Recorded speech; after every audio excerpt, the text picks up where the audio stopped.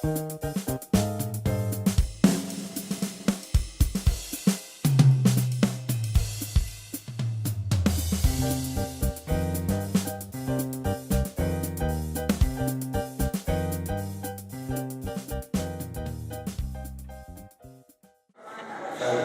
everybody. Good morning. Thanks for coming. My name is Dr. Steven Stricker. I'm the physician-in-chief. I'm a cardiologist by training. I've been here for 32 years, been physician-in-chief for 22 years. It's great to see you. It's great to see you all here. Thank you very much. I'm going to be brief. You're not here to listen to me, but they always let me talk anyway. We all come down with something. I'll just tell you that. And I've been in the doctor business for a long time, and my patients never cease to amaze me and their family members. When a normal person becomes somebody with some kind of life-threatening diagnosis in the space of a 10-second conversation. It's just the transition, the rapidity of the transition when your life is just like not the life that you thought you had is amazing. And it's just, it's an incredible thing. And here you all are, okay? So you're all cancer survivors. And some of you have, it's not there anymore, some of it's still here, some of it has come back, but here you are, so you're survivors, okay? And it's just amazing what you're going through. The treatments, the surgery, I just can't say enough of how much I respect all of you. And I learn from my patients every day. And the other thing I want to say is thank you to the families, okay? Because it's like, oh my God, now what am I? Am I like a doctor or a nurse? I didn't go to medical school. What am I supposed to do with this person? Am I on call now? Do I have to wear a beeper? And so it changes everything. It changes everything in that 1 10-second conversation. And I just want to thank you all for being here today. So I want to tell you, we have a great bunch of activities lined up in a relatively short period of time so that you guys can come here, do the best you can, and get the heck out of here. Okay? So I'm going to get back to this in a minute. But I want to just say that here in Vallejo in particular, we are very proud of the fact that all of the cancer research for Kaiser Vallejo in the United States of America comes right here to Vallejo. Okay? All right? We are so proud of that. All right? So in 1996, an excellent doctor named Dr. Lou Fehrenbacher walked into my office and said, "Steve, I want to do cancer research." And I said, "Great, let's do it right here." And it's on the second floor of that building right there. There's 10 million people who belong to Kaiser in the United States of America. They're all the same electronic medical record, so we can get the information to learn from all 10 million people. And it's a remarkable situation. It all comes right here in Vallejo. We're incredibly proud of that. We've been recognized by the NIH and the National Cancer Institute as being one of the 40 in the United States of America Cancer Research Institutes. Dr. Fehrenbacher and his colleagues are regular publishers in all of the scientific journals. You're driving down the street and you're listening to the radio and you're hearing somebody else, some big academic center someplace say, "You come here because we have, the latest in immunotherapy for cancer." No, we have the latest in immunotherapy, and we did the research on it right here. Okay, so we've got everything right here, and I want to just let you guys know that. The first trials were 27 years ago. Every oncologist in Kaiser Permanente is an investigator for trials, okay? And we're the only situation where that exists. Clinical trials, they can shrink tumors, they can prolong life, they can prevent cancer from returning, and they can control symptoms from cancer or treatments. There are many medications which have not yet been approved by the FDA, and you can only get them if you sign for a clinical trial. The NCI, National Cancer Institute, which is part of the NIH in Bethesda, Maryland, provides these medications. The pharmaceutical industry provides these medications. And we lead of all the clinical trial setups in the nation, we lead in enrollment. So what that means is somebody else will say, oh, we have 20 patients that have tried this medication on. And we'll say, oh, we have 400. Okay? And you see, and that's how you make progress. If we don't, all of the effective chemotherapy drugs, okay, every single one of them went through a clinical trial. If you enroll 20 people a year, it'll take 5 years to get the drug approved. If you enroll 400 people a year, it'll take 1 year to get the drug approved. So the more people who are in clinical trials, the more rapidly new treatments become available.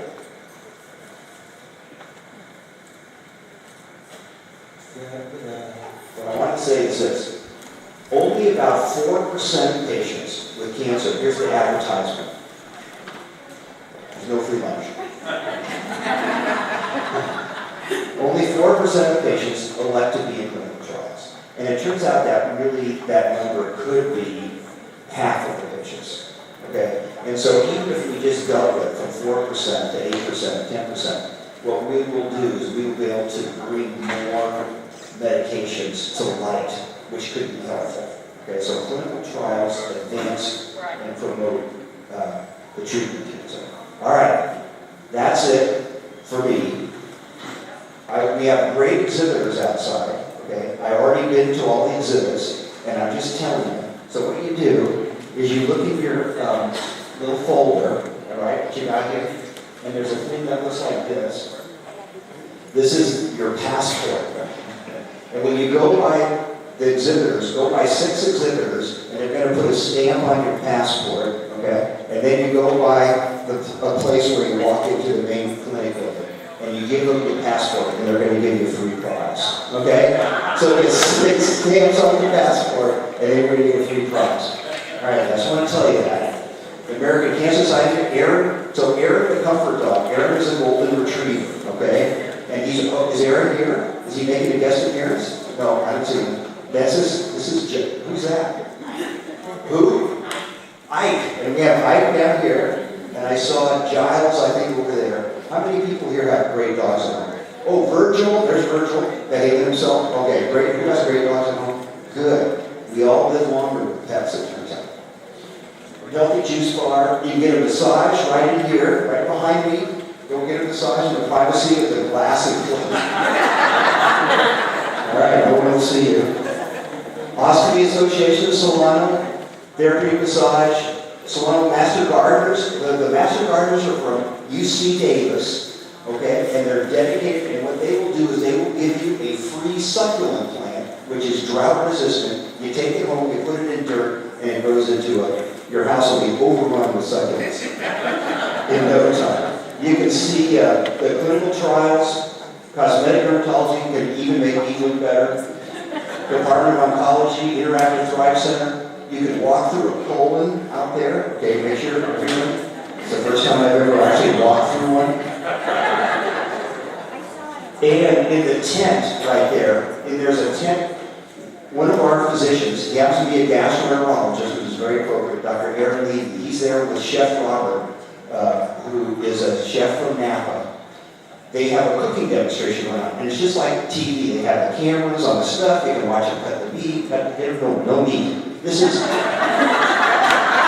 plant-based diet. Okay, this is about plant-based diet because plant-based diets decrease your risk of cancer and improve your immune system to prevent it from coming back. So go check out Aaron Levy and Chef Robert in the tent. It's a really cool setup.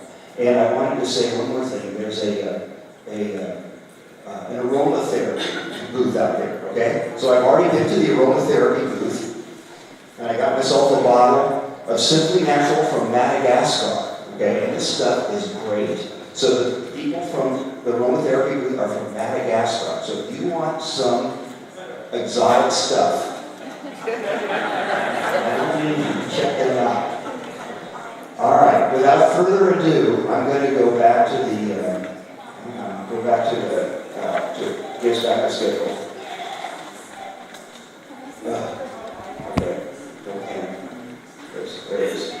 Okay, so right now we're going to hear from Brenda Knight, and then we're going to take a little break, and we're going to hear from Dr. Ernie Bodine. was nominated for the Congressional Medal of Honor for inventing the breast cancer stamp. It's sold all over the United States. It costs more than a regular stamp, and the money goes to cancer research. He has raised personally $980 million with this stamp.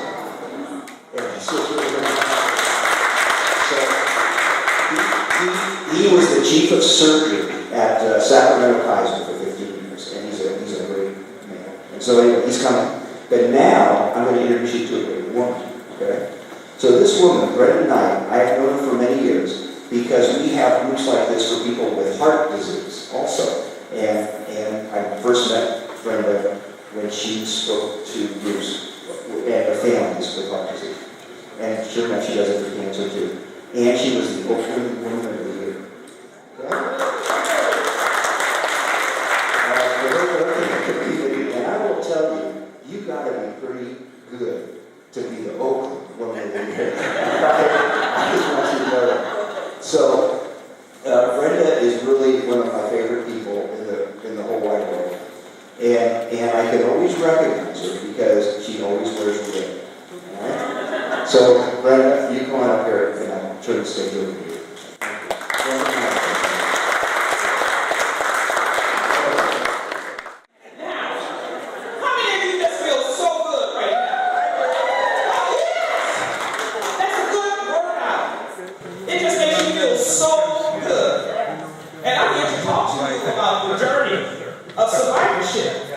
And this is what it's all about. Learning how to perk yourself up. Learning how to make yourself feel good. Not waiting for someone to do it for you. And I just love music. No matter where. With my heart patients, I do the same thing. I just don't let them go as long. I have a watch them if they're breathing. So we go just a little shorter time, but we do the same thing. Have such a good time. Music is a way of helping you to escape temporarily from what it is that is bothering you on this particular day. Not yesterday, not what's happening tomorrow, but on this particular day. And it's a way that we can get a chance to kick up our heels and clap our hands and stomp our feet, whether people are watching or not. And to do this is perfect to do. No one's watching. You'll be surprised at how much fun you have when you put some music on and step out the shower. Think about that. Nobody's watching. It's just you stepping out the shower and the music is blasting. If you don't have a great day after that, I have no tips to give you. Because that's the best thing going. And so, what I'm asking you to do is, you may not like the song, so that because Can't Stop the Feeling by Justin Timberlake, but this is one that keep you moving. So find your own. Find that song for you that you can put on at any given time to make you just flip your spirit on the dime. Because you need that. A good song will change your mood in an instant. So while you're on your journey, a song can help you turn and feel good. And if you can't dance, it's okay. Just move from side to side. Or move your head from side to side. Or pat your feet. When you get involved physically with music, it just makes you feel so good. Now this journey of survivorship is all about three things that I'm going to talk to you about today. One is living with, living through, and living beyond. That's what the journey is all about for survivorship. Because what you have to do is learn how to live with the cancer you've been diagnosed with.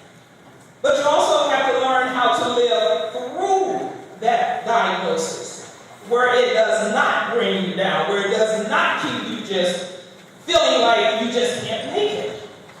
So this is what you have to do in learning how to live through it. And once you live through it, you have ways of living beyond and getting back to that quality of life that you are so accustomed to. After all, this is yours. It's your cancer. So you will either control it or it will control you. It's amazing how things that we have, I've been for 8 years now, maybe 10, Dr. Stricker, having, my husband has congestive heart failure. And when they said, well, you have to be very careful because heart patients will go into depression. I looked at the doctor, I said, there's no way my husband's going into depression. He lives with me. I love music. I love to laugh. I love to have a good time. So that's the key. When we are around people who will stack our pity party, have us in big numbers, sell out crowds at the pity party, those are the people we don't want around. Those are the ones we want to kick to the curb. We don't want those people around saying, I don't like those sound effects. I really, really don't. And those sound effects can get to you emotionally and physically. And so what you want to do is to make sure that your journey will challenge you in some major areas. Number one, emotionally. While you're on that journey, you're going to be having some emotional things happen to you. Number one, those people you love, wow, you find a way that you don't even want to be around them. Your friends that you really care about, you find yourself not even wanting to talk to them because you're going through this journey emotionally. So that's one of those things that you really have to deal with. Because at this time, it's not a time you want to shut people out. You want to bring people in. But you want to bring in the right people. Remember those sound effects are all, no, we don't want those. We want those people who want to bring a smile to our face. We want those people that when you go around them, they're making you feel good. It's also going to affect you and challenge you during this time on your journey mentally. Because what happens is when you don't have control of something, it affects you mentally. You're thinking about it continuously. Why? Because you're trying to solve it. You're trying to work it out. You're trying to make something new occur. You're trying to do something with something you have no control over whatsoever. So during this challenge, what you want to do is to make sure that mentally you are keeping yourself occupied with education, finding out those things you need to do, communicating with your doctor, your nurses. And some people, what they do is, once they get cancer, they think the only doctor they have is their oncologist. You have to really stay in touch with your medical physician as well. Because you still have to take care of everything else. So that's another thing you have to be reminded of during this challenge. During the challenge, you will be affected physically. Because fatigue can kick in.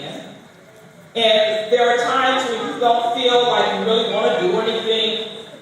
All you want to do is start making a list of pity party attendees.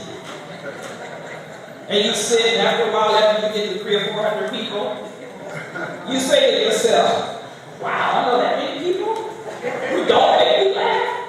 That's when you tear that list up and say, you know what? Let me find some people who I can have a good time with, who I can laugh with, just to be able to feel good about yourself physically. And then there's another component to this, spiritually. I say spiritually because I'm a spiritual person.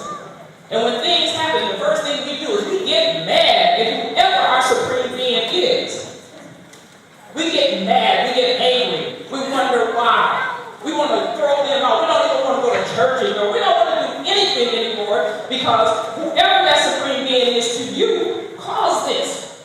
So you carry around the spiritual baggage that you need to let go of. Because once you begin to take care of you during your journey, all of those components come together. It's hard working on your journey. But in order for your journey to work, you have to continuously work in your area of emotional, mentally, physically, and spiritually on this journey. The journey includes two major things, which is your treatment and your management. You want to learn everything you can, because the more you know, the better you glow. Why? Because you know. You understand. And today they have all the, I was just listening to Dr. Short say how many different people are here for you to ask those questions. You need to learn about the terminology. You need to learn about side effects. Ask those questions. You need to know about your symptoms. Are these symptoms that I need to report right now? Or is it a time when I need to wait to see if it's really a symptom connected to what I'm going through that needs to be reported? So you need to get more familiar with what you are enduring right now. Get to know the new norm for you. Because life is not normal for you like the life you had before. It's changed. In case you didn't know, I'm here to tell you, ding, ding, ding, my life has changed. I have a new norm. So now I want to understand the new normal life for me, where I am now. And once you learn that, you want to make sure that you have your plan to improve your health and enjoy a better quality of life for yourself. You want to talk to your oncologist to ask those questions. And you know what? There are no dumb, stupid questions. Ask them over and over again. Why? Because you may not have gotten it the first time. And if you got it the first time, you might have forgotten what it was. So it's okay. It's okay to ask again. Because really, in order to learn something, it takes about 3, 4, 5, 6 times before it sinks in and you get it. So it's okay. Ask the questions. As I said earlier, don't make your new norm all about the sadness and the pity parties. Make your new norm about as close as you can get to where you were before. Did you have hobbies before? Were there things you like to enjoy and do before? Why can't you get back to that? Why can't you do what you used to do with that hobby that you love so well? Why can't you take a little stroll? You may not feel like walking 3 miles, but you can walk around a block. So you want to make sure that everything you're doing is helping you to increase your journey. Meet new people. That's the key. I'm here to tell you, meet new people. If there are people around that you've had in your life for 10, 20, 25, 30 years, and they are those who have those sound effects, it's time to meet some new people. If your friends are that old and all you've ever really heard from them, you don't really put up with them. They just didn't know. And all when they come around, what do they do?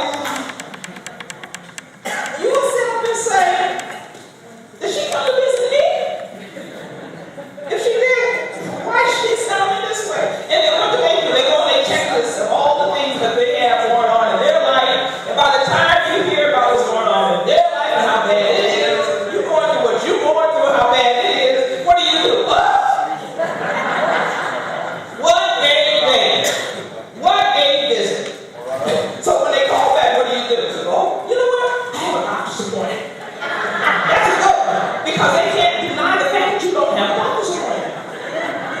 Use that one. So when they call and say they want to come by to visit you, simply say, oh, I wish I had the time, but you know what? I didn't know I had to go today. I got a call this morning from Kaiser. I have to be there. Get rid of it. So meet new people. Enjoy your life. And learn or get back to your hobby. The one thing today is about how your journey is for you to make a choice. That's boosted back. Today provides a wealth of knowledge. The doctor is in the courtyard during your lunch with a physician panel. So all you have to do is ask the questions and they'll give you the answer. You will hear from the creator of the U.S. Postal breast cancer stamp, Dr. Ernie O'Hara. Wow, he's your featured speaker. And then there are several books that you can visit to learn how to live well and thrive from cancer. There is so much information here today that you will have a wonderful meeting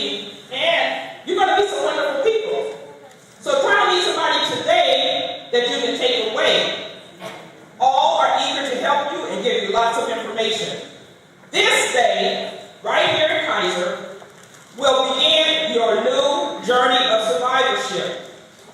Ladies and gentlemen, I want you to enjoy it. I want you to embrace it. And let it be the sunshine that's in your pocket. And all I want you to do is just dance, dance, dance. Thank you so much.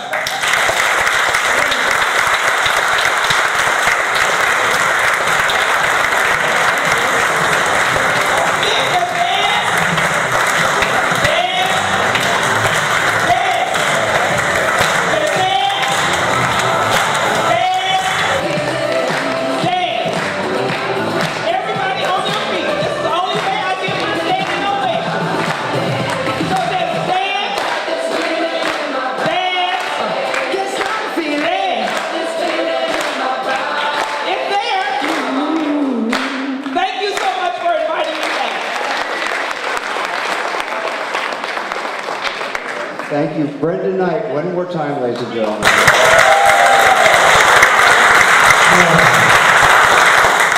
All right, like Brenda said, at noon, we're having a special lunch. There is a free lunch, and it's over in the courtyard, and we have, as Brenda said, a panel of physicians, representative of the various kinds of common cancers, and they're all here for your for question and answer. It's really a great session, and lunch is being provided by City Lights, and the menu is in your packet.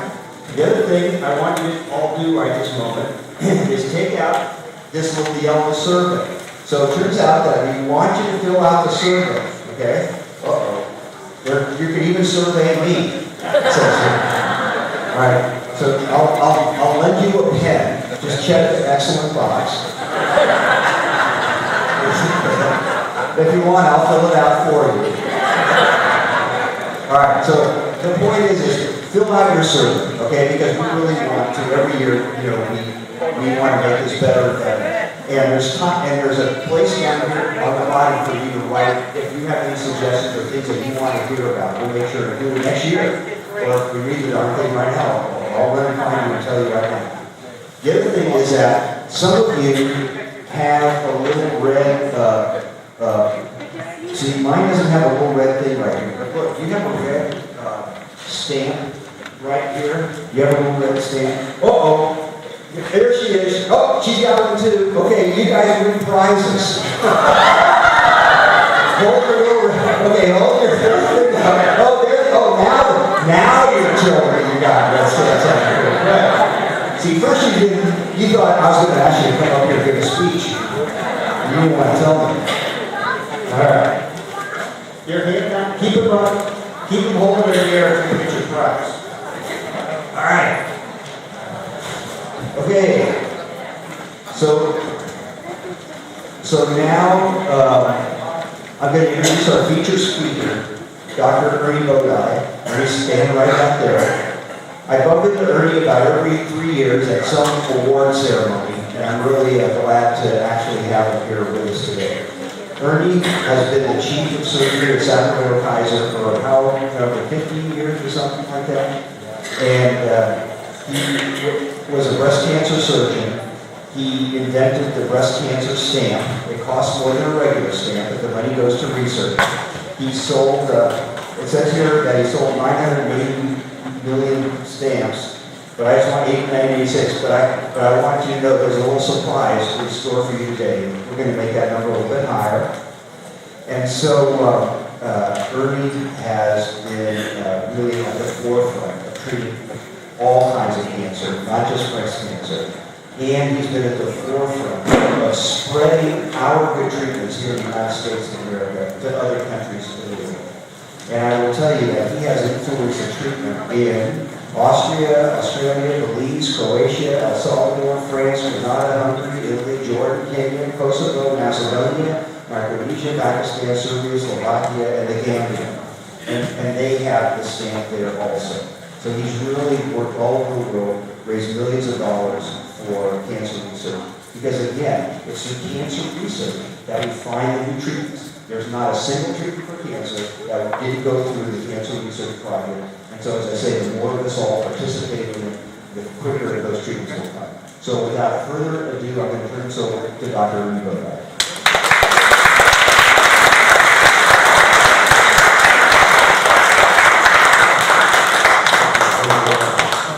Thank you very much for coming out and inviting me to this wonderful day of celebration for everyone. And what I'd like to do is spend a little time sharing a story about the breast cancer, which we have what's done in terms of advancing findings to find cures, not just for breast cancer, but all cancers in general. And I should start off by saying that I'm a cancer survivor myself. I was diagnosed with prostate cancer in 2000. Just through a screening study, I was 40 years old, I was having my cholesterol checked. I had decided to throw in a PSA, my PSA was 23, it was off the wall. Normal PSA is usually about under 4. And so I was faced with a decision in terms of treatment, and I actually had the distinction of becoming a breast cancer surgeon with prostate cancer. So, I'm going to take you through the story. I think this is where we go.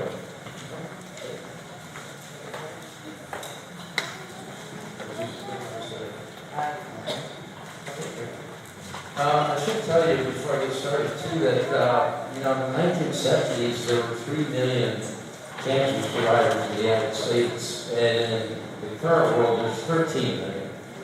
1 in 23 people in the United States are cancer survivors, and 70% or more are living longer than 5 years. And this is due to earlier detection and also better treatment technologies that have been developed. So we've made great strides in the treatment of cancer overall. My specialty, of course, is breast cancer, so I'm going to focus on that a little bit, but I'm also going to talk about some of the other cancers as well. So it's very interesting that in 2016, there will be about 40 million women diagnosed with breast cancer and about 40,000 deaths from this disease, which means that every 15 minutes there are 5 new diagnoses. Every 12 minutes, a woman in the United States dies from this disease. Worldwide, about 1.3 million diagnoses are estimated with about 500,000 deaths, and that's a very, very aggressive estimate, ladies and gentlemen, because third world countries have very poor reporting, so we don't really know the exact number.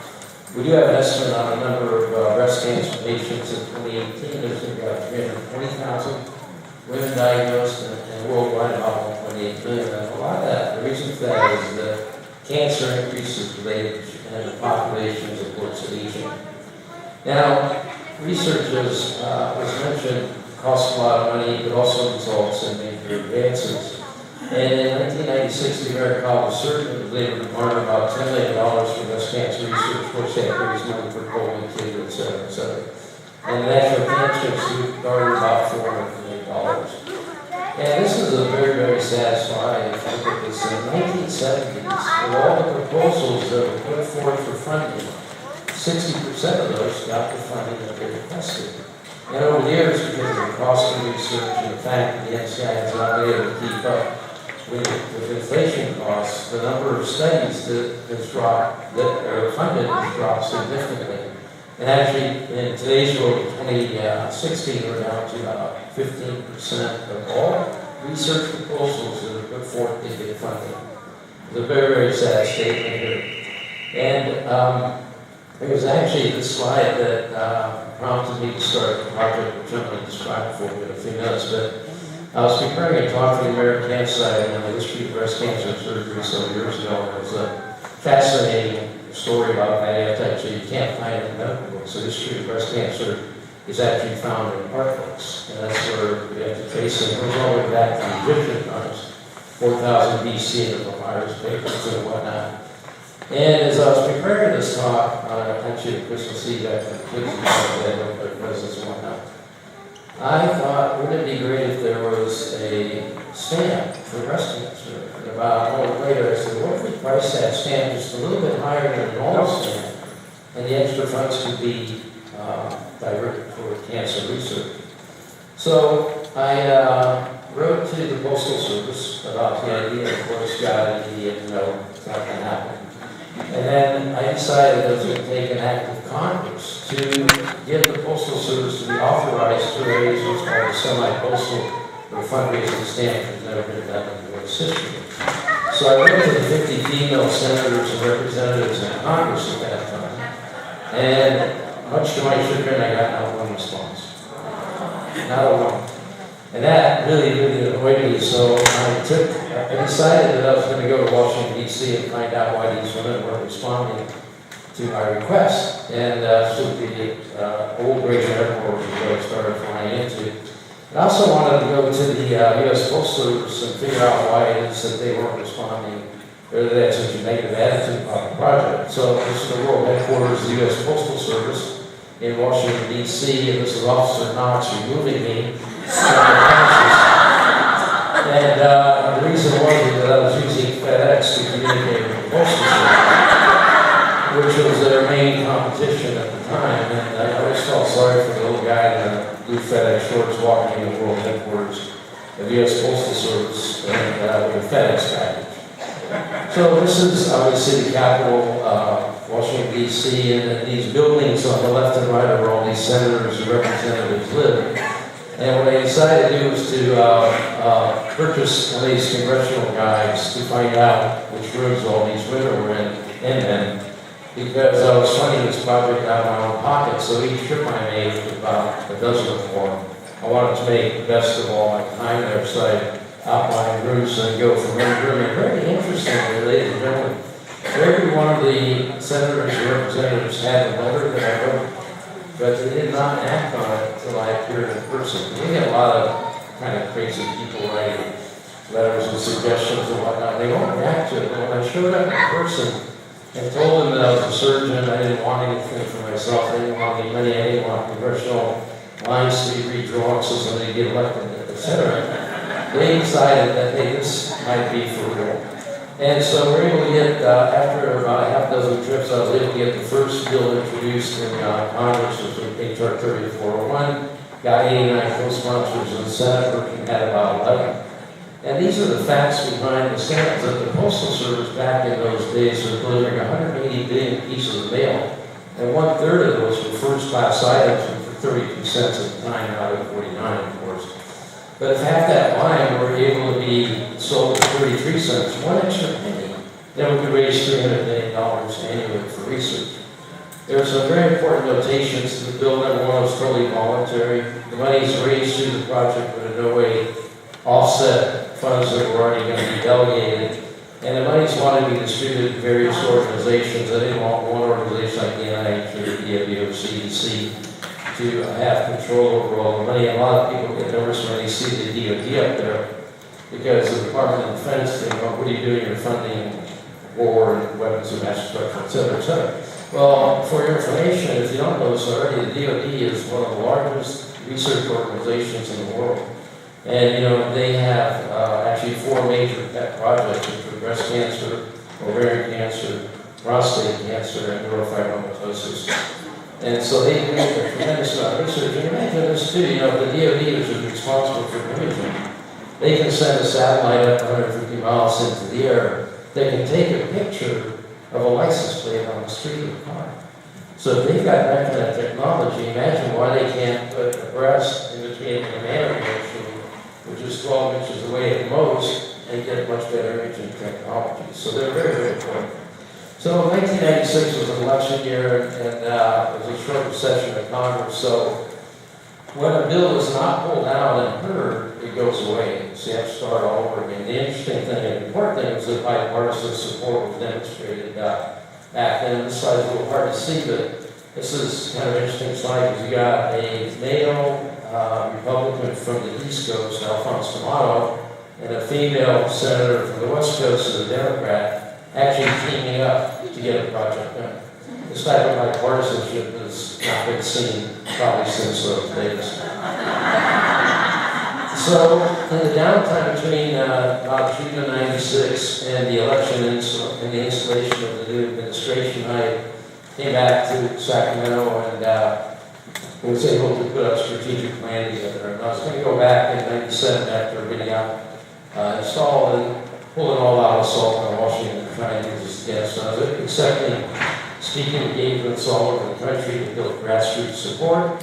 And, you know, ladies and gentlemen, I tell you, sometimes I would travel 8 hours and there'd be a group of 10 people I would speak to. And you know, it was worth it because if one person in that room caught on fire, that was an important issue. And they would pick up the gauntlet and start moving. We also want to get large organizational support and start meeting groups. So my targets, of course, when I went back for the second round, we watched the role of females in Congress. Previous sponsors who have not yet signed on. The California delegations are extremely important because we have 58 representatives, and many people feel that as California goes, so goes the rest of the country.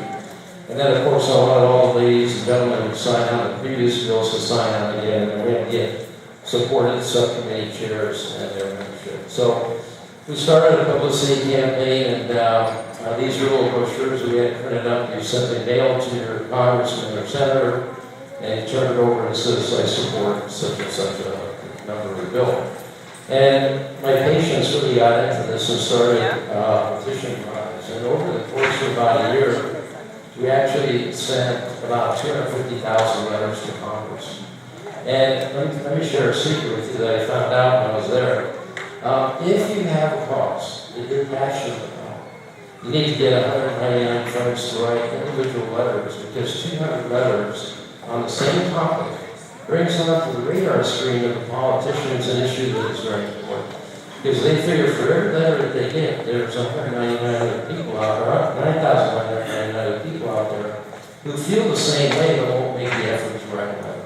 So I'm not talking about, 20 sheets with 10 signatures. That's the individual letters. And my patients started making up these cute little letters themselves about making a difference, etc. This is a lady named Mercy, who I always share her story when I speak because it's so compelling. She had breast cancer background at that time, and unfortunately I had to do a mastectomy on her, and she had a little bit more advanced disease. And she was probably one of the most depressed patients after losing the breast that I've ever run into in my life. And we tried everything to get her out of the depression. We gave her medications, we gave her counseling, we gave her everything to threat her. And nothing worked. She lost her job, lost her family, etc., etc. When this project started, this little 4'8" lady became so incredibly active. And what this project did is what we couldn't do with medicine. It brought her out of her depression. It gave her a reason to live and to work. And most unfortunately, some years ago, many years ago, as a matter of fact, she was unfortunately killed in an automobile accident while shopping for her family for Christmas, and she was a tremendous loss for the advocacy community. Now, this was the original prototype of the stamp that we had, and you can see there's a penny on there, the microscope for research, a breast, a teardrop representing the breast, and then the grab with the stake through it. And in Cincinnati, I was traveling once and I ran into a lady whose business was actually making sheets of stamps. So if you wanted your family photos on there, they could do it, and you could use it for decorative additives to your letters. And she, because I was doing this on my own budget, which is kind of a shoestring budget, started making up these sheets of 20 stamps for me, and these you could peel off and actually put them on a letter. And I was traveling around the country and handing these out to the various groups I was talking to as a reminder to get helping with this project. And I told these ladies, do not use this as a real stamp, because it's not. And they're not, but guess what? We started using it as stamps and sending letters all over the country. And at the bottom there's my office number. Which was no big deal, except I did get a call from the Postal Service telling me I was committing a felony and that I was going to lose my license, so I became terrified. And I said, so I called Senator Feinstein and I said, Senator Feinstein, the post office trying to take away my license. She goes, you don't worry about it. She didn't pick up, call my office. So we got into, I was mentioning in Minneapolis, we got into the American Journal of the Medical Association, which has a circulation of about 400,000. We got into the Family Circle, we got on the cover of the National Cancer Registrar Association, etc. Now, who was the opposition to the bill? The United States Postal Service, obviously, didn't want to get involved in this. Very interesting, and for that, the stamp collectors were opposing me. They were actually lobbying with me as I went from room to room lobbying against the bill. Because for some unknown reason, they thought that this was an unfair tax on their economy. And I couldn't reason with them, so I got even with them, and I'll share that with the story. And then very oddly, ladies and gentlemen, very sadly, breast cancer organizations also were involved. I'm not going to name them because there's really no need to, but there were several large organizations that bring a bell with you, and they were upset with me because I was a male trying to raise money for breast cancer, and they thought I was a freaking territory. Now, I'm going to tell you, it's very sad. America is very philanthropic country, and they give a lot of money. And I applaud that, but they have to be very careful about the organization if they donate to, because the local groups, when they start out in a city, young women or middle-aged women, anybody who's diagnosed with cancer, they're wonderful people and they want to help newly diagnosed ladies as well. But as the pyramid builds, they become a state organization and they become a national organization, they start losing sight of what their real mission is. And it becomes all about who's more famous, who raises more money, who gets into the White House, who's on the media, et cetera, et cetera. So I got to go on that. So the Postal Service said, they said, we're out of business. I said, yeah, you're in business. You're selling orphanage stamps, you got Liberty cash cards, ball cards, earrings, Bugs Bunny things. Sounds like a business to me. And in fact, in the 1990s, they were the largest employer in the country next to Walmart. And they were making $1 billion a year. Now things have changed, unfortunately. And in their defense, they get 50,000 suggestions a year, 18% of those are granted. Keep this in mind, they have 212,000 vehicles on the road every single day. And the price of gas goes up 1 penny a gallon. That costs them $20 million a month in revenue. So you see what the gas prices have done. So they've got a lot of challenges. Now, hurdles to the bill. Let me tell you this, ladies and gentlemen, when I started this project, I had no idea what I was doing. But I actually became a lobbyist. And I was told by many people I was the most effective lobbyist that we ever dealt with because I didn't want anything.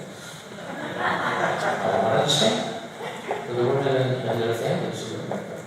So I had to go back to my local library and go to pick up a civics book, an 8th grade civics book, and teach myself how the government works. And the point of this is that we all took civics in 8th grade, and we all forgot everything. And here's the sad point, is that here I am a very lucky, upper middle income, educated person, and if I don't understand how the government works, how can we expect people who are not as fortunate as myself to understand how that works? And so it was a very humbling experience for me.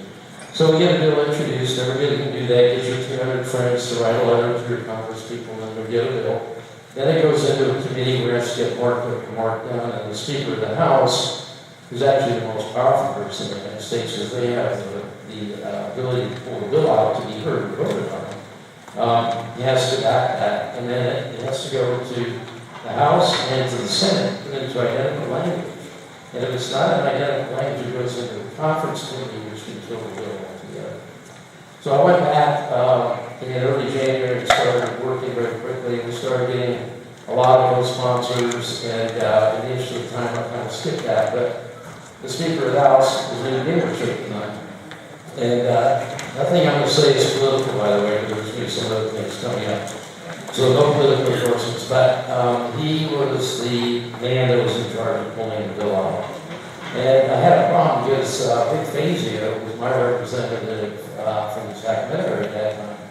Got in a big fight with Newt Gingrich right when the bill was about to get pulled. He was accusing me of tax evasion on some of the roads or whatever, but there was no way that Newt Gingrich, who was a Republican, was going to pull Democrats' bill out and make them look good. So Vic was very gracious and handed the bill down to Susan Molinari, who was at that time the Democratic sweetheart of the House, and she reintroduced the bill and announced very shortly after she was going to retire. I put in a month or two, she was going to go work at CBS or something, exactly. But she did commit to the bill. And so everything was going well, and when the bill was going to come out, Bill Paxton, who was her husband, decided that he was going to overthrow Gingrich. I don't know if you remember this or not. Kind of trivial politics, but this caused a big problem for me. So now I got Susan Molinari's husband fighting with Newt Gingrich. So I had to call Susan and tell her, hey, you know, we got to kind of pick up or something on Paxton till we get this bill done. And so, in fact, what happened is Gingrich just ordered Burton, who was the government reform oversight committee chairman, to tell McHugh, as the postal representative in Congress, to just get it done. So on July 22nd, 1997, there was a special rule where you can actually get a bill pulled out. It's called suspension of the rules, and it can be voted on. The only trick is you have to have a 2/3 majority pass it, but they don't, the bill dies. So on July 22nd, I was sitting up in the gallery in the House of Representatives when the bill was pulled out, and it passed 422 to 3. Now, if you want to know who the three people who voted against them, I'm happy to share that information. I can tell you that 2 of them are not in the House anymore. One is undergoing psychiatric evaluation. So on July 24th, they cleared, they went to the White House, Senator Feinstein gave identical language, and went through the Senate under Kazero, unanimous vote, and on August 13th, President Clinton signed the bill into law. Now, an average bill to become law takes about 7 years, costs upwards of $10 million, and we did this in a year and a half to make about $130,000. So once the bill gets passed, of course, all these congressmen and representatives want to have a lecture me like Chip Conklin, Rich McConnell. These were people that never want to talk to me. When I was starting Project Valley, they were going, oh, this is great, look what we did. So it's good to understand but you got to have publicity about it. A lot of people really obsess me when I travel around the country. A lot of people never heard about this stand. And I have to blame the Postal Service on that. They don't do a very good job of advertising it. If you go to the post office, you have to actually ask for it. They won't push it. And if they pushed it, they're crazy. You know, they made over $650 million on the stamp because they get every single face value penny on the stamp. So they're making a ton of money on this thing. And then we've raised about $90 million on the excess funds. So we're trying to get the word out that the stamp was there. When you do a project like this, you really get lucky because you get to meet a lot of interesting people like Katie Couric, Diane Sawyer, Rudolph Giuliani, Shaquille O'Neal, who's running a breast cancer. By the way, I'm not as tall as Shaquille O'Neal on the steps there. About 5 parts of steps. Scott Hamilton, Christy Yamaguchi, Andre Agassi, I got to tell you, Andre Agassi's story, he's such a great guy, I'm not a big tennis fan, but he did a lot of things to raise awareness of the stamp was operated for his sister and brother with that breast cancer. And as accomplished as this gentleman is, he's the most down-to-earth, gracious guy, and that one of the most gracious guys I've ever met. So here I am now in the boardroom of the U.S. Postal Service. The cap has been removed, and now they're my very, very best friends. This is the unveiling, understand, of the 1998 Revlon One Walk for Breast Ovarian Cancer in Los Angeles. There were about 60,000 attendees there. Kelsey Grammer, Selma Hayek, all these actors that had nothing to do with their up there now. Their photo ops or whatever they do. So it was my distinct honor and pleasure to be invited to the White House to unveil the stamp in 1998. My family and I got to go to the White House ceremony where that our first lady, Hillary Clinton, unveiled the stamp. And just to share a story about her, the week before this happened was, the next week was when the Monica Lewinsky story was going to break, which was going to pretty much shatter her life for a very long time. Nonetheless, and again, it's not a political endorsement, she made an incredibly passionate speech about. Hello, my name is Shyama Clooney. I'm the Public Affairs Director here at Kaiser, and we're at one of the Napa Solano area campuses in Vallejo. And I'm here with Dr. Bodai, who is an oncologist and pioneer in the area of breast cancer research and treatment. And we wanted to have him tell us a little bit about how he came to be as impactful as he is in the area of breast cancer research, and wanted to have him give an overview of the talk that he gave today at Celebrate Life. This is an event that Kaiser puts on annually, and it is a day that is designed to give people education and give them tools for thriving and living well after cancer and with cancer. So Dr. Bodai, can you tell us a little bit about your Breast Cancer Survivorship Institute, and if you could, a little bit about your breast cancer stamp that you helped to create and what that has done for breast cancer. Well, thank you very much for having me here today. It's been a pleasure, and the audience was wonderful. My interest in breast cancer began actually about 20 years ago. I've been practicing for 35 years, but I went into breast cancer specifically about 20 years ago. And I was looking for fundraising mechanisms to advance research, because research is very slow and it's very costly. And so I wanted to get a stamp that was priced a little bit higher than a normal stamp, and that would, the extra funds would then go into research dollars directly into the government with no overhead. And after a long battle with Congress and the U.S. Postal Service, we were able to get a stamp issued, which has now become the highest selling stamp ever issued. We raised about $90 million, sold Wow. 1 billion stamps. And the important thing about it is that it has resulted in major advancements in the treatment of breast cancer. But not only breast cancer, there are studies that are applicable now to prostate cancer, ovarian cancer, lung cancer. So we're really using the funds from the stamp to fund cancer research on all fronts. Wow, that's incredible. And Dr. Bodai today, when he was speaking at our event, told us a little bit about the impact that the stamp has had in terms of research dollars raised for cancer around the world. So the reach of the stamp and the impact of the stamp has not been siloed here in the United States. But here in the United States, it has been very, very successful in raising funds for cancer research as well. Can you tell us a little bit about your institute, and what does your institute specialize in? What do you feel proudest of with respect Well, to the Breast Cancer Survivorship Institute I set up because I stopped doing surgery about 5 years ago, and I was looking for, I didn't want to retire, so I was looking for something else to do.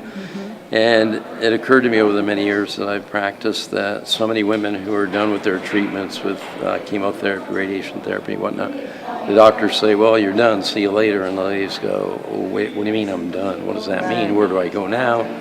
What I look for and watches me are the long-term complications of the treatments that I have, because some of the treatments are quite toxic. Right. So we take the ladies right after their treatment and sit down with them, give them a whole treatment summary. This is what you had, because you'd be surprised how many women don't really understand what, I know they have breast cancer, but they understand the stage, they understand the drugs, they understand all the long-term issues that come with that.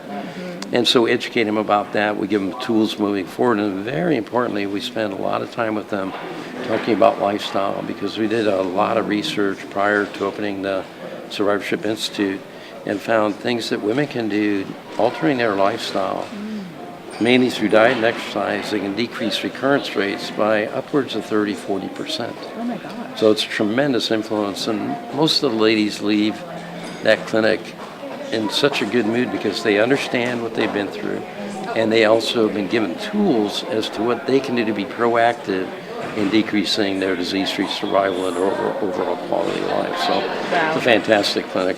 Wow, very impressive.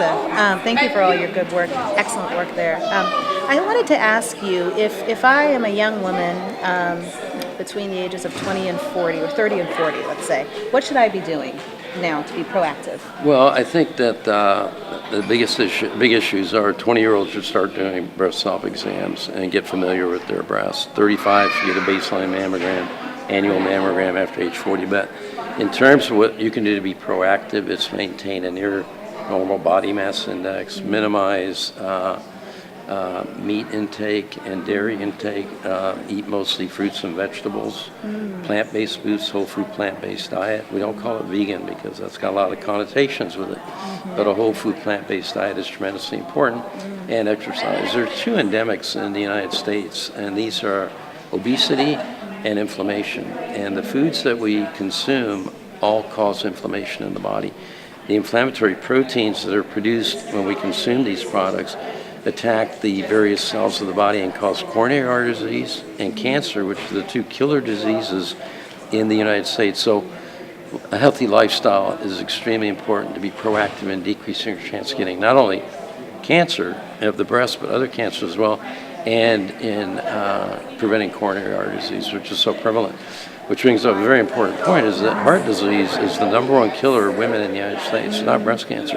Heart disease literally kills 7 to 10 times as many women every year in the United States as does breast cancer.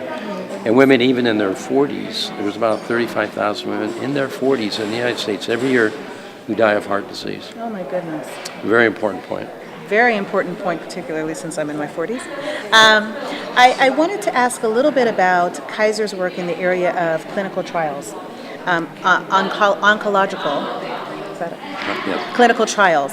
And I thought you might say a little bit about that because some of the data that you were just sharing with us, I think, was probably gleaned as a result of some of these clinical trials. Absolutely, and I'm very proud to say that Kaiser is one of the largest enrollers of patients in clinical trials in the nation.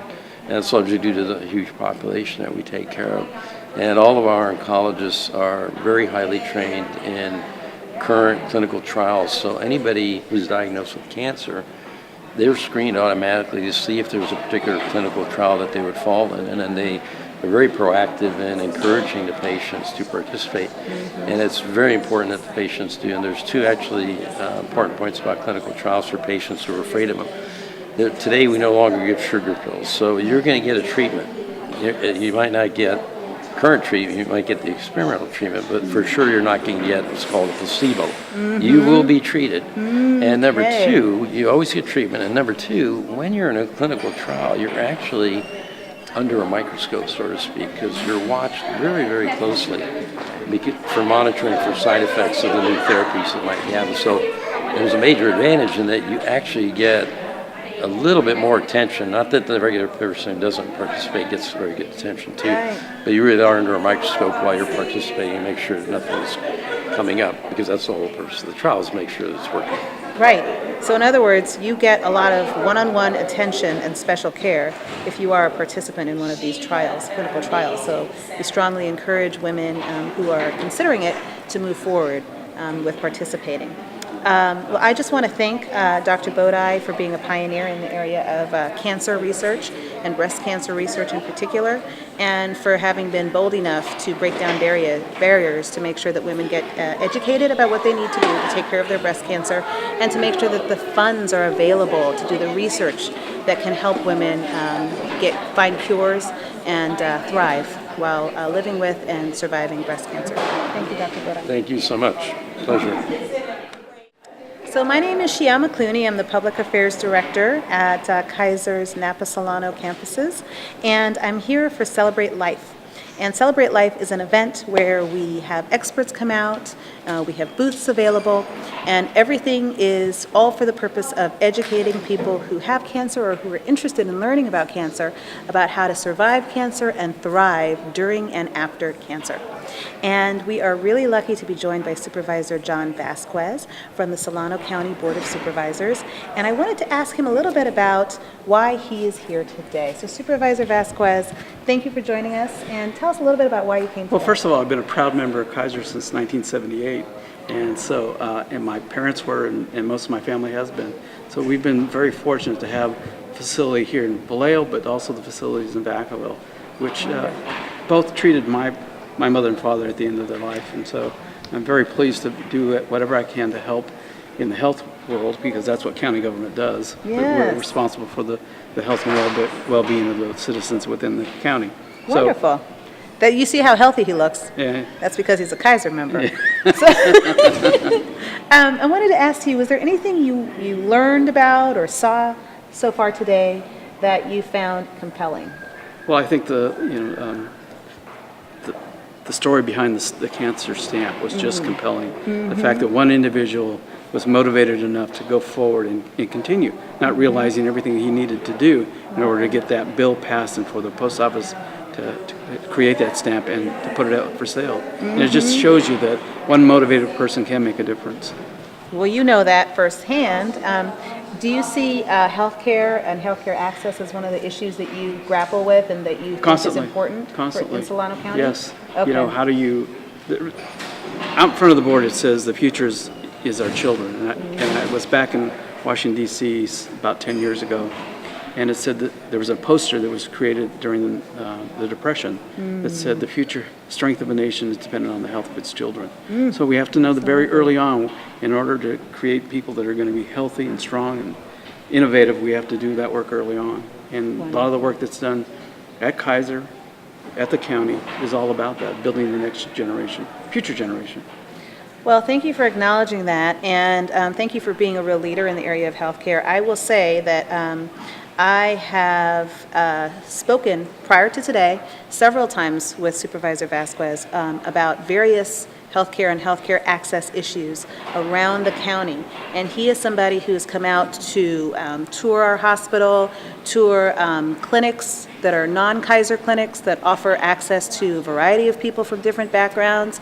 He sat down and talked to us about issues that are relevant not just to Kaiser, but to the communities that we serve and communities that get their health care through other means other than Kaiser. So I think Supervisor Vasquez is somebody who walks the talk and truly cares deeply about providing his constituents and even people outside of his district with access to quality health care. So thank you, Supervisor Well, thank you so Vasquez. much. Who are losing the telomeres at the ends of our cells can do about that? Is there some diet or regime that would assist in that? Dr. Fairmont? Is this working? I guess it is Yeah. now, yeah. Boy, I wish we could. That would be sort of like perpetual longevity, the fountain of youth.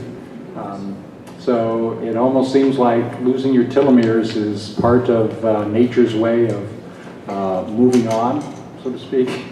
No, we don't have any particular treatments or recommendations or diet or any knowledge about that. There have been some drugs, some chemotherapy drugs that actually try to help keep the telomerase, which makes the telomeres as a treatment for cancer, but they've not been successful at this point in time. So, nope, sorry. Okay, thank you. All right, so our next question is around skin cancer. So after radiation treatment, what is the risk of getting skin cancer?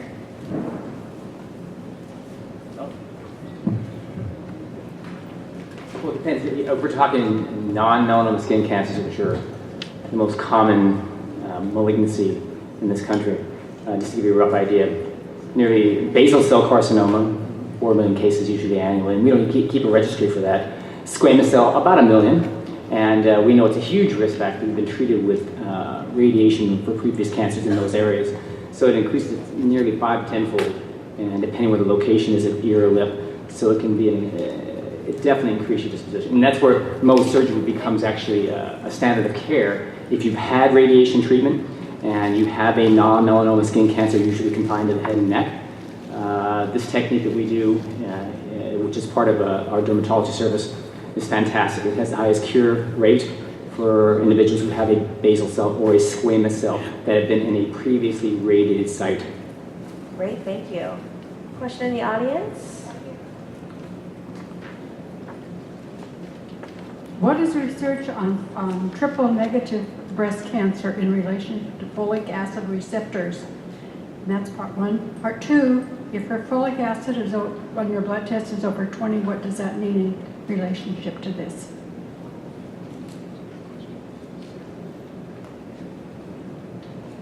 Let's see, one of the oncologists want to take that one, maybe Dr. Maldar? Thank you. I'm not aware of any research per se, which is right now we are aware of in terms of any intervention or anything in folic acid receptors in breast cancer. And the folic acid levels greater than 20, it just may mean that, you're taking a little more folic acid, and it's a water-soluble vitamin, so even if it's higher, it comes out, it's excreted by the kidneys, so it should not cause any problem. Mayo Clinic is doing research on folic acid. I think they were looking for people. So I wondered if they were doing more. I thought they were on level 2 with their research. Mayo Clinic, Okay. Florida. Sure. So I think, I can look into that and get back to you about it. But as far as I know right now, we don't have any effective interventions or anything we know of which will make a difference. But I don't know if any of my other colleagues have any comments about that or are aware. I would say I think given how severe how much more aggressive triple-negative breast cancer is, I think there's a lot of research in terms of new strategies for triple-negative breast cancer. So I would imagine, folic acid receptors is just one of many other strategies. We have a couple of great new trials in triple-negative breast cancer right here. It's certainly the area of hottest research for breast cancer because we haven't had as many new drugs, as many drugs on hand as we've had for other types of breast cancer, like as in hormone positive or HER2. So I would imagine there'd be many other new agents out there being researched. Great, thank you. So our next question is around colon cancer. So Dr. Che, if you have a negative FIT test, do you still need to have a colonoscopy every couple of years? That's a great question. So, I think the most important thing that folks should do is get screened. I would take the opportunity to just say that. And you have to think of colon cancer screening in terms of what sort of risk you have. So we usually try, and when we speak with patients, we ask them if they have a family history of colorectal cancer. Do you have a prior history of polyps in your family or for yourself? Or do you have a history of colon cancer personally? And based on those questions, that directly kind of impacts what sort of screening that we will recommend for you. For a person who is of average risk, so someone who does not have a family history of colorectal cancer, they do not have a prior history of polyps themselves or cancer themselves, those folks can be screened with FIT testing. And you'll hear a lot of different information out there in the media about what types of tests there are. FIT testing basically describes a chemical test that you use on your stool, and it's designed to detect blood in a more specific way. We used to have a different blood test for blood in your stool, but it was affected by medications, it was affected by food, and it was essentially somewhat useless. And so FIT testing has been a big improvement on that. And so for those who have average risk, annual FIT testing is considered to be an appropriate screening method. But if you do have risk factors, if you do have a family member, and we talk about in terms of first-degree family members, so your father, a sibling, your mother, and so forth, or your son or daughter, those folks, they should consider a different type of screening method, and as well as getting screened at an earlier time. But for an average risk person, you want to get started with your screening at the age of 50, and annual FIT testing is appropriate for that. Great, thank you so much. So one other screening question for Dr. Kim. So can a mammogram be avoided as a follow-up after cancer treatment? And what follow-up screening and monitoring is done with a double mastectomy? Yeah, that's a great question. So follow-up after lumpectomy surgery, mammography is really the gold standard. And the reason for that is when you have surgery, you will have scarring after surgery. And especially if you have radiation therapy along with that, the scarring is even more dramatic. And the scarring is best seen with mammography because mammogram is the best resource that we have that we can track changes in your breast, because we're looking at the mammogram as like a global look at your breast. So once you have the scarring, we know that that is from the surgery. Then we can see, is there a change within that scar or around that scar moving forward? Now, people may wonder why not ultrasound as another alternative, but the ultrasound does not help us differentiate between scar and cancer, whereas mammography is it's a much better tool for doing that. And so for anyone who's had a lumpectomy, mammography is critically important to continue to have moving forward. The question about double mastectomy, now we don't do any imaging with double mastectomy, and the surveillance is done with a clinical exam, and I could kind of refer that question to Dr. Keener. So after mastectomy, women should still continue to check their breast area, also the area up here above the clavicle and underneath the arms. The whole chest wall it should be checked with palpation to make sure there aren't any hard or new lumps, any changes in the skin or thickening or discoloration of the skin. Great, thank you both. Question in the audience? Let's go all the way in the back. I have neuropathy. I'd like to know what treatment is available for me now, or what is coming down the pipe. And the neuropathy was caused from chemotherapy. That's an excellent question. And, you know, as the treatments for breast cancer are becoming you know, more and more effective, we also realize that some of these have some side effects. Like neuropathy is one of the ones we see that this chemotherapy called taxanes, which is a very effective drug to improve the survival in breast cancer. So in terms of neuropathy, one thing is it gets better over time. The second intervention we can make is these medications which are used for nerve pain, like gabapentin. You can talk to your oncologist about it, and that might help to ease the symptoms. It may not completely take it away, but it might help to ease the symptoms. Sometimes it's been seen some multivitamins might help.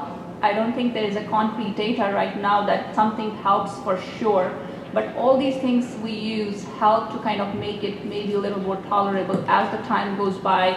Most people I've seen within a year, by the end of the year, they will have very minimal neuropathy if at all left. So more than 90% people, it will be gone by 1 year or so. Great, thank you. Next we have a prostate cancer question for Dr. Wang. So the question is there a less invasive test for prostate cancer than the 13 needle test? I think for prostate cancer, when a patient more than 60 years old, they begin use the blood work called PSA. So if PSA goes high, then urologist will arrange for the prostate cancer biopsy. I think that's kind of standard for urologists to do that. Great, thank you. Question in the audience? Looks like we have a couple up front here.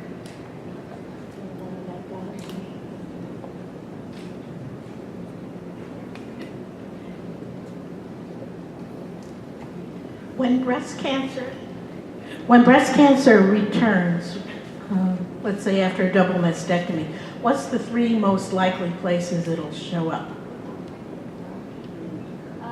In terms of breast cancer when it returns, I would say the most common areas which might are the bones. It may also involve the liver. If there might be local recurrence in the area where the cancer was previously, or it can also, as such, it can go to any other places. But I would say bones in the liver and maybe lung could be the top 3 probably. Thank you. Great. So our next question, this could be a good one for you, Dr. Suga. Does smoking marijuana cause cancer? So I think marijuana questions are actually a very common one I hear, but there is no data that suggests that smoking marijuana will cause cancer. When we're talking lung cancer, I think the tie is much closer with tobacco smoke, of course, but there hasn't been a distinct link between marijuana smoking and cancer. Although I think in general we still would recommend that you kind of defer from it. Yes. Thank you.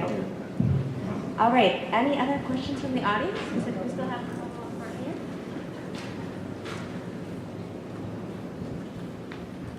So first off, I just want to say thank you to all of you up here. I'm glad I'm here 2 years after I was diagnosed. I took part in a clinical trial thanks to Dr. Trong and Dr. Fehrenbacher answering my many, many questions, and I'm very happy to be part of Kaiser. One of my concerns is I am a Napa resident, and recently in the Napa Register there have been many headlines about Napa being a big cluster of cancer, and mainly it's the highest, what the newspaper was saying, the highest epidemic for children cancers. I'm wondering, is there any research being done on our local community?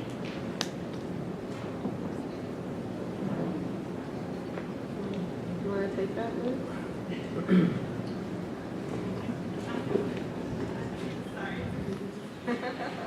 So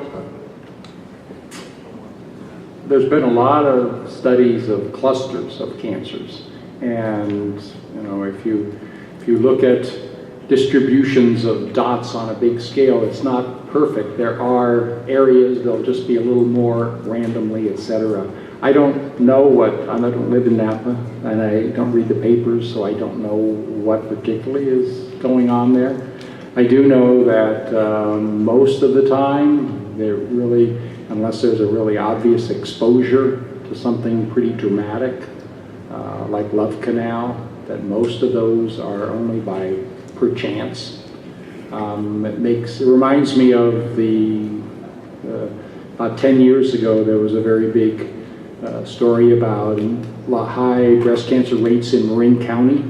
And it turns out, one, they didn't count them correctly, and two, they didn't take into account the fact that many, many, many people in Marin County were taking hormone replacement therapy, and everybody had health care, and everyone was getting their mammograms, and there were other factors that really played into why the rate was different. So I'm sure that if it's a high enough rate, that there are thousands of researchers who would descend upon this and take a look at exactly where these clusters might be. So I've been hearing about clusters for a long, long time. So that's all I can tell you. I don't know your specific situation in Napa or what is actually in the papers.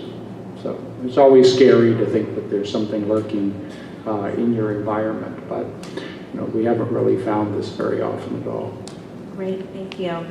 So next question is a breast cancer question, perhaps for Dr. Keener. So years later after reconstruction, you may start having sagging issues. Is a tune-up covered, or does it become a cosmetic procedure? No, I think once you have surgery for breast cancer, it's a covered procedure. So you just have to pay whatever your usual fee is to see a doctor, but there's no extra charge. And that's normal. It happens. We all age and things change. So even after reconstructive surgery, your body will continue to change. And yes, we'd be happy to see you and make sure you see the appropriate person to get that corrected. Great, thank you. Question in the audience? Yes. Hello. I have a question about the prostate. And the question is, for treatment, would you suggest a hormone injection along with the radiation? What about, I'm reluctant to have the hormone injection. So I think regarding the prostate cancer, first thing you have to decide if you have a localized disease or have a metastatic prostate cancer disease. For localized disease, you have three choices. One is you can do, if you have a low volume and low grade prostate cancer disease, you can do active surveillance. Or if you have a high grade or have a lymph node involvement, you can consider doing radiation, plus hormone deprivation therapy.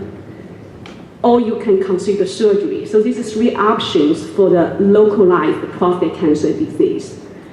But for patients that already have a metastatic prostate disease, and you also divide into two categories. One is like hormone sensitive, we call it castration, still sensitive disease. That kind of patient, you can use the hormone deprivation therapy, like use the Lupron. For the hormone resistant disease, then you can consider using several new drugs, which also is the oral medication. And sometimes we even consider use chemotherapy on this kind of patients. Great, thank you.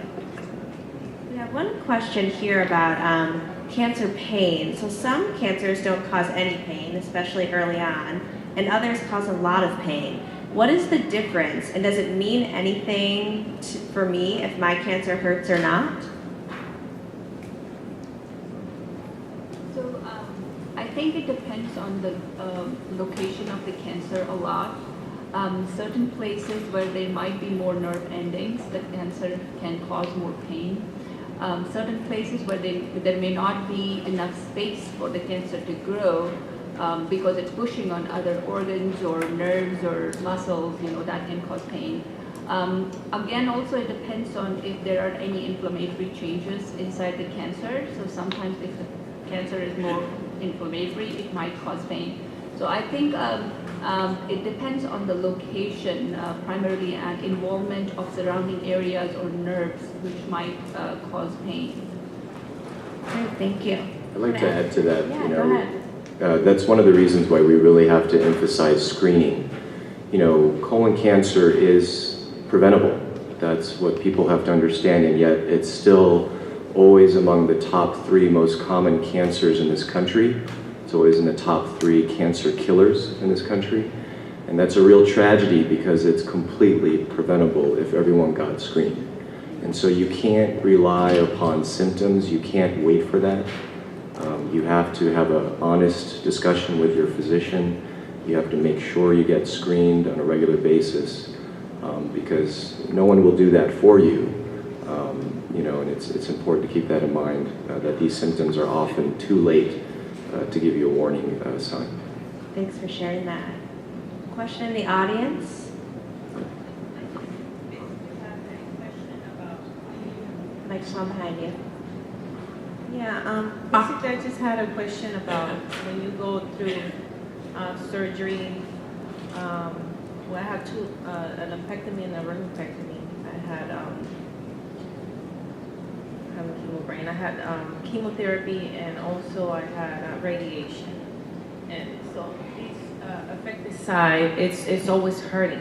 It hurts all the time. So for how much longer? Is it always gonna hurt? Is it gonna hurt forever? For people that go through, what I'm going through?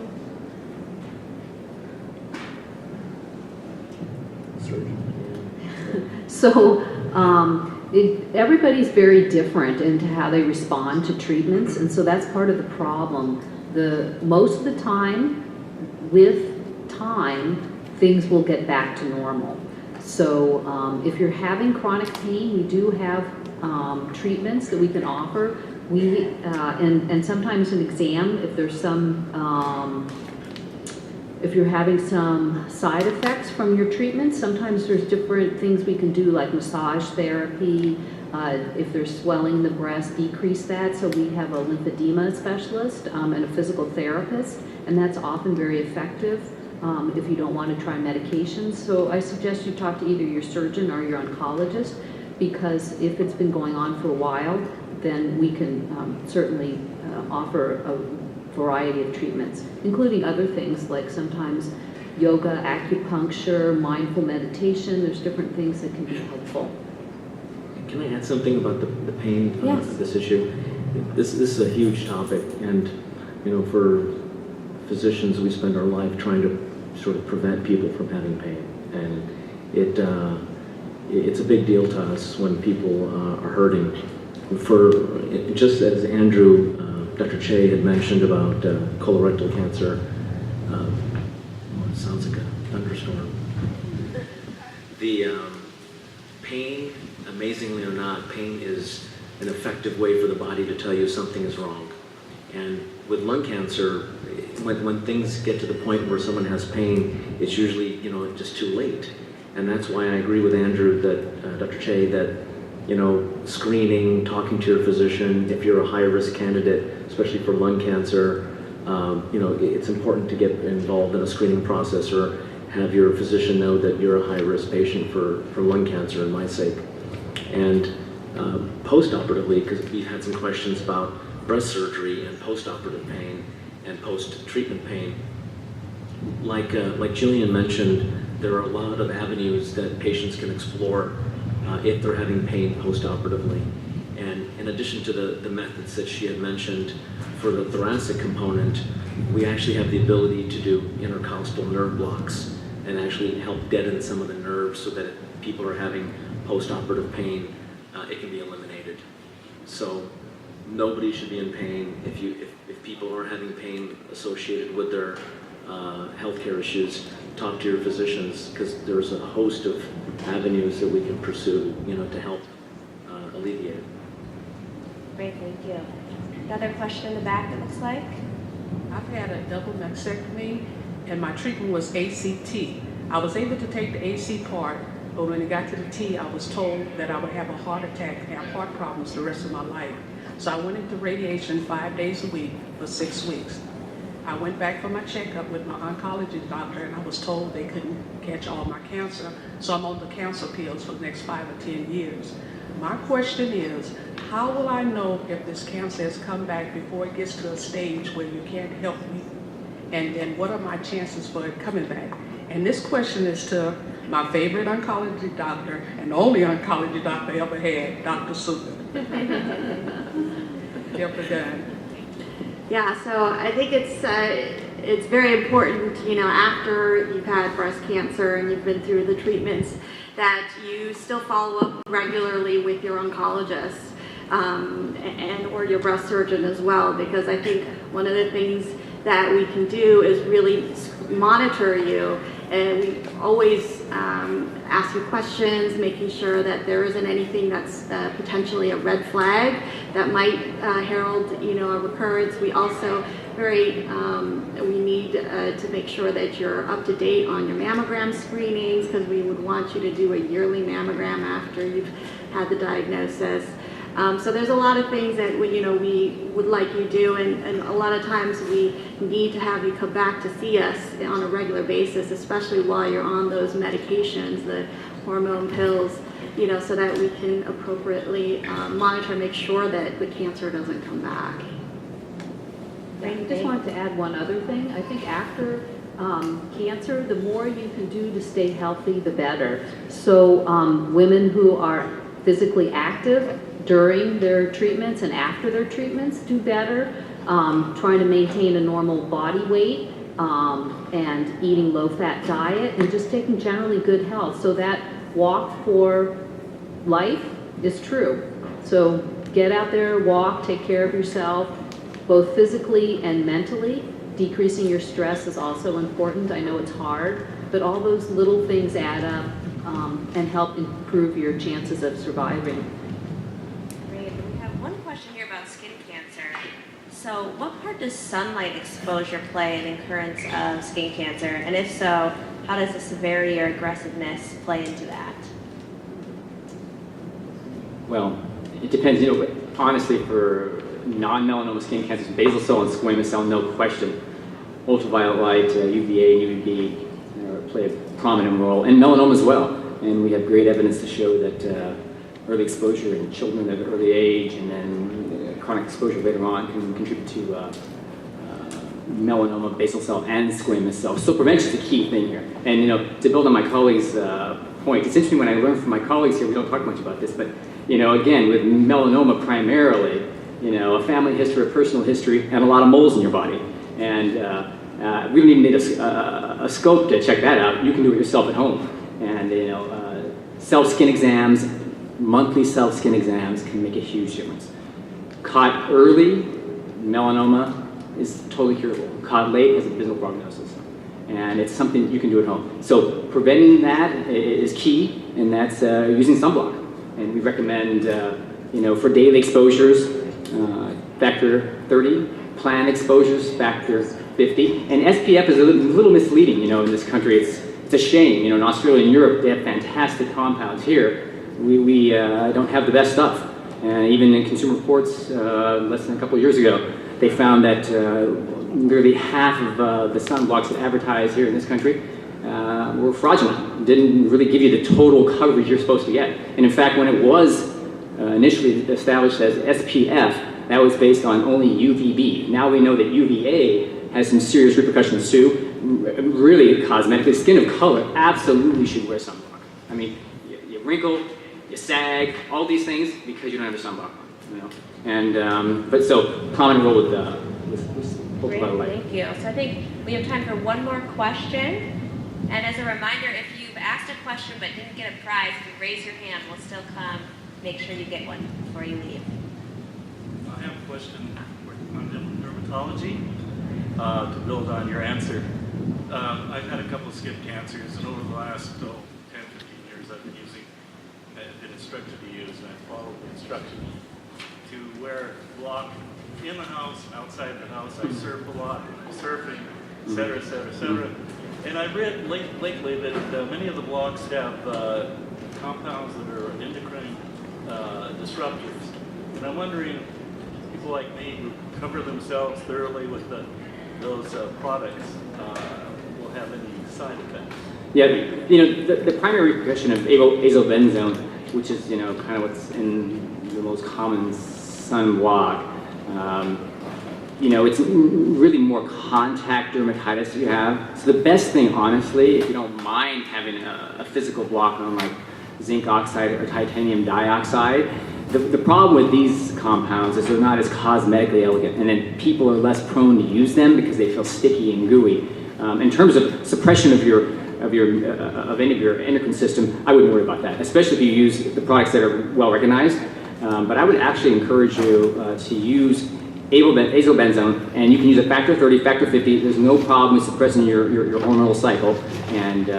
But I will tell you, sun avoidance is key. All right. Common sense things, wearing a large brim hat like you're doing, avoiding the peak time of 10 to 4 in the sun, and you have to be vigilant, My dad is 82, and I constantly catch him sitting out in the middle of the sun doing his yard work without any protection. I'm like, Dad, really, this is what I do for a living. And so, I would encourage you to use common sense, and I tell you, new products are coming within the next 2 to 3 years. The FDA is going to approve them. We'll have even better products.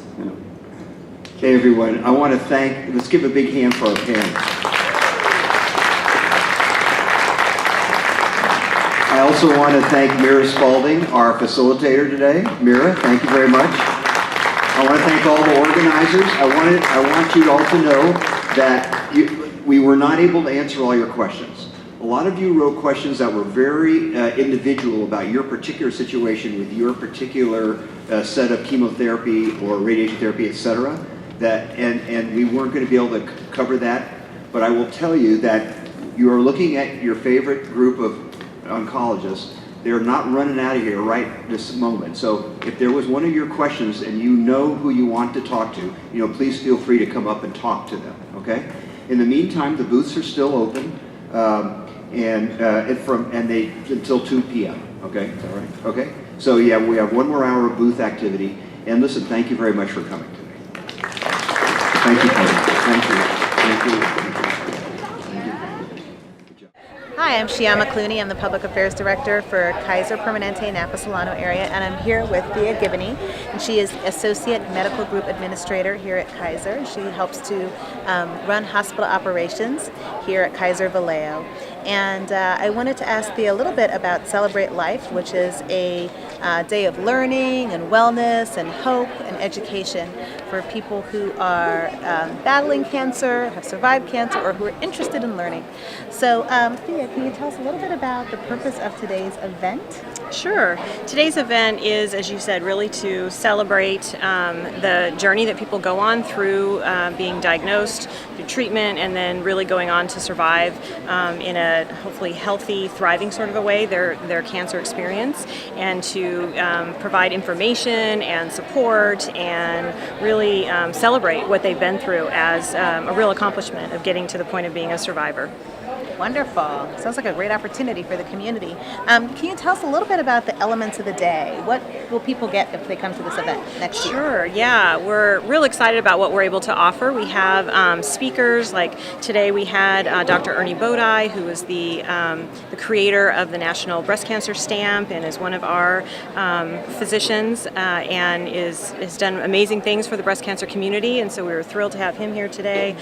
We also had Brenda Knight, who's a wonderful member of our community, who's a motivational speaker and really got everybody up and dancing and excited and lots of high energy.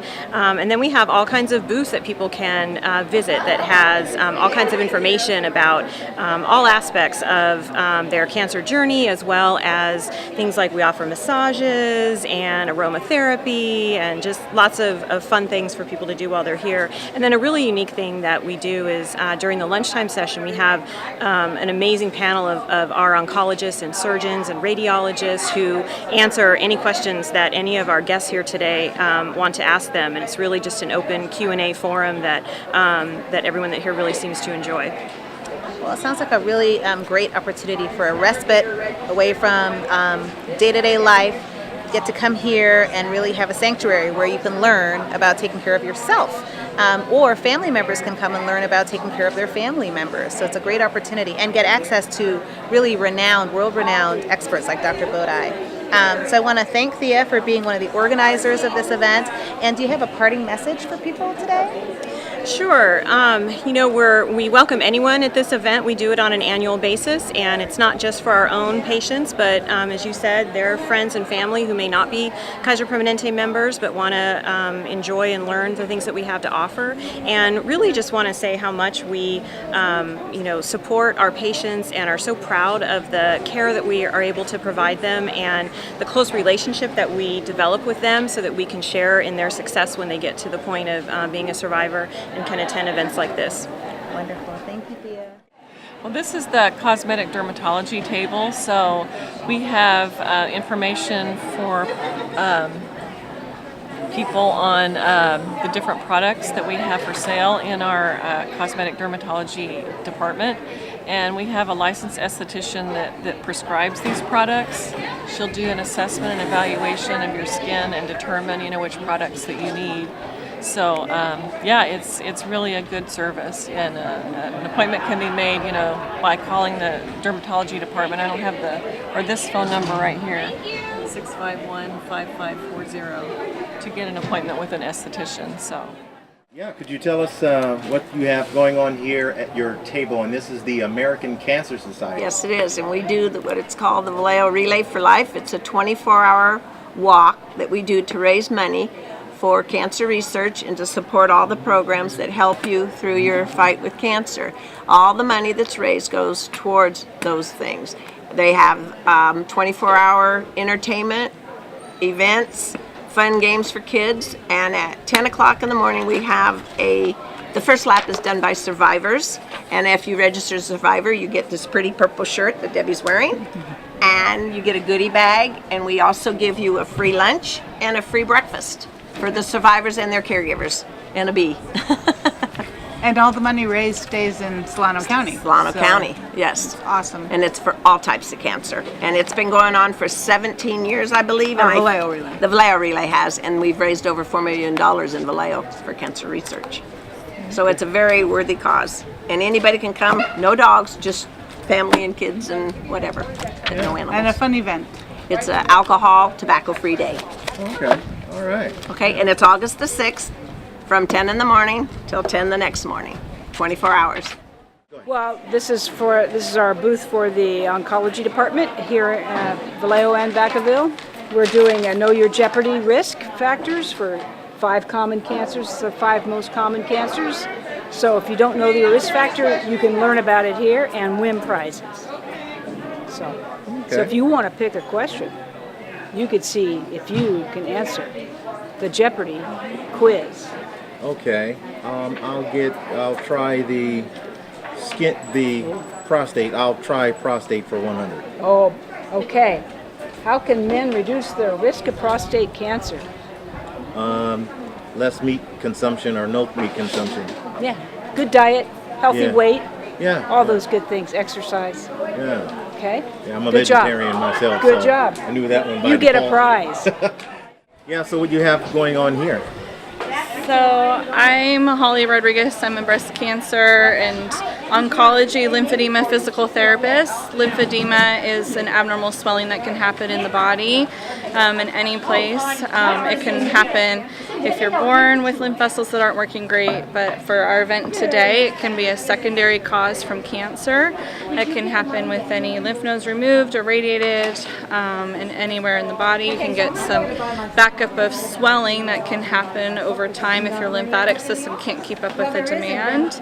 So this is just showing after specifically breast cancer what can happen with some complications that physical therapists who are trained in oncology and lymphedema can help with. So it can help with side effects from chemotherapy, radiation therapy, stiffness in the shoulder, what's called frozen shoulder. A main concern is the lymphedema, which is that abnormal swelling. It can be helped with doing a massage technique called lymphatic drainage. We can do compression garments or bandaging. as well as education about skincare and exercises to help. We can also help with things called axillary web syndrome, which is this abnormal cording that can happen, usually from tightness in tissues, or also a backup of lymphatic fluid. And there's some exercises that physical therapists can help with that as well.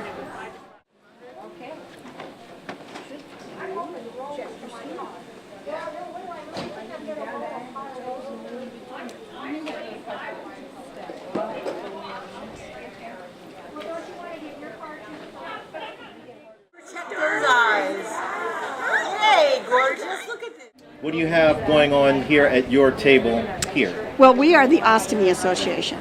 And what that is that is a diversion from your colon or your bladder. If you've had cancer, or if there was an accident, or ulcerative colitis, Crohn's disease, all kinds of reasons. Sometimes it can be permanent. Sometimes it can be just a bypass for a while. We call our people the bag ladies. So yeah, so it's really really the rest of your life situation. It's better to have than not to have, and you can continue life with lots of fun. Right. Yeah, we have a good time. But basically just letting everybody know that we're here and to get your colonoscopies so we don't have to see you. Fit test. And the fit test. Get your yearly fit test. Okay. So, yeah. Okay. And these brochures that you have here. Yeah. What do you have? They mainly pertain to people that already have had an ostomy, but we do have our information for our group. That's our brochure that's for that it has national numbers on it for our national group, so somebody can look into it and find out what an ostomy is at www.ostomy.org. Plant-based diet is what you need to focus on getting yourself to. Now, it's not easy. Absolutely not. It's hard. But how much is your life worth to you? So, a conscious decision to make a slow change, or an abrupt change, or whatever, as long as you make the decision to make the change. I shared earlier that I, at one point in time, weighed 240 pounds. And I made the decision that I'm good. I can't. I got to go back the other way. It took me a while to get to 240, so what makes you think I can drop it in 6 months? It's not a healthy way. Right. It took me 3 years to get back to my fighting weight, but I did it. So if you make the conscious effort that where you are now is not where you want to be, or you have a lot of pains and aches and conditions, you can help yourself a whole lot just by changing your diet. That's just one step, right? Changing your diet. I advocate for a slow process. Dr. Levy's favorite is meatless Mondays. Just start with that. 1 day a week, then 2 days a week, then 3 days a week. Eventually, once a month, every quarter. And you find out your taste buds are like back to normal, and you're gonna be like, I won't have any bacon this 6 months, right? I'm good on the bacon. I don't even want turkey bacon. It's not real bacon. It's turkey meat surprise. It shouldn't be called bacon. That's a whole nother story. But you can make the slow change in the slow process, right? No red meats, no chicken, limit the fish, no crustaceans, no eggs, no cheese. Just more healthy, fresh, and your colon will thank you a lot. Your size 6 dress is waiting for you. Dr. Levy?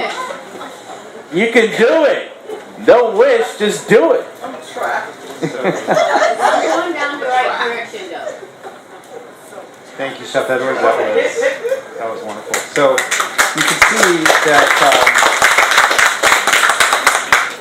These are things that you can do in your own kitchen, and I would strongly encourage you to do that, because the science has shown that the more we shift our diet to a plant-based diet and the fewer animal products we consume, the healthier we can be. You decrease your risk for cancer, but also heart disease, diabetes, high blood pressure.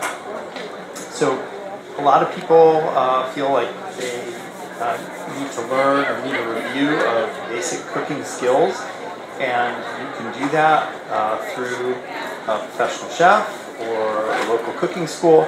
Another way you can do that is there's an online cooking school called Ruby, and they have a class on plant-based cooking called Culinary RX.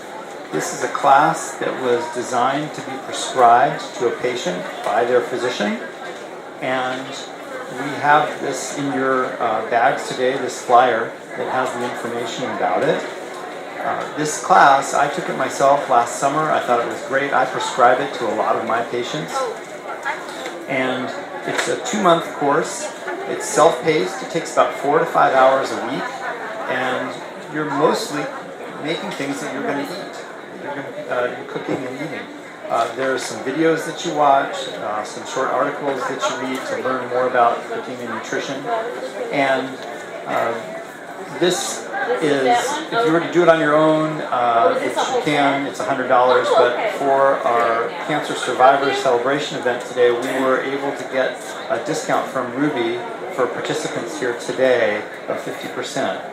So if you want to take advantage of that, you can go online, look at the flyer, or if you don't want to do that, if you want them to contact you, in your bag today is a form you can fill out, turn it in at the desk, and we'll send it to Ruby, and they'll send you an email with a link that you can just click on. And it's a great way to learn basic cooking skills and find a lot of new recipes that will help you learn to make that transition.